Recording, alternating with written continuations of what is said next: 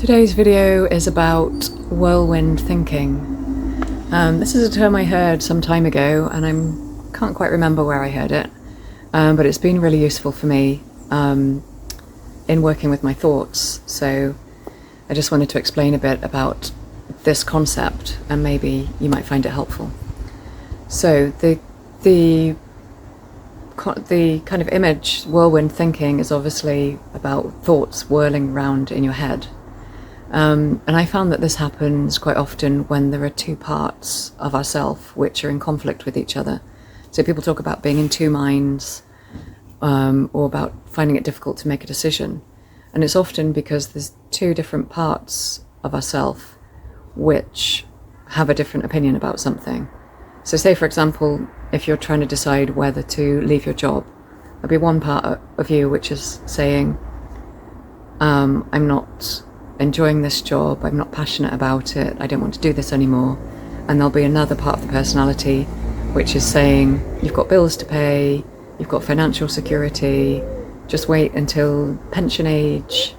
And then it's like it's almost like two people having a conversation. So one side will be saying leave and the other side will be saying stay. And this is when you get the whirlwind thinking effect, where the same thought goes round and round, because you can't reach a conclusion when there's two thoughts which oppose one another.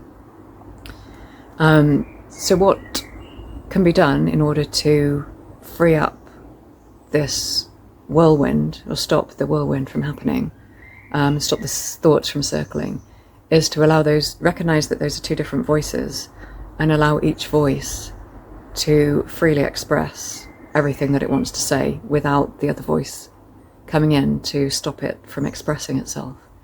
So the first voice, which is the one which wants to leave the job in this example, just allow that voice to speak everything that it wants to speak. And you might find it helpful to write that down as well. I used to journal a lot. I don't so much these days. But I would allow my thoughts freely to express themselves and then write it down. And then you allow the other voice to speak and express itself freely and write everything down. So then you'll have two lists, one which is reasons to leave and one which is reasons to stay.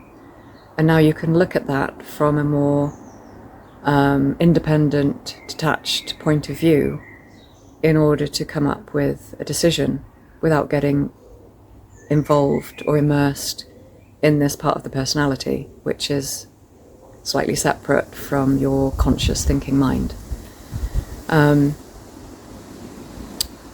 Obviously, depending on the situation, depending on the decision to be made, it doesn't necessarily mean it's going to be easy. It just means that you've almost got like two different opinions, as if you'd asked an opinion from two different people and they'd given you a very different viewpoint. It might enable you to come up with a list of pros and cons, or it might enable you just to, rather than using up that energy on the thoughts whirling round and round, it can free up your energy so you can think more rationally and evaluate the options in order to come up with the right decision.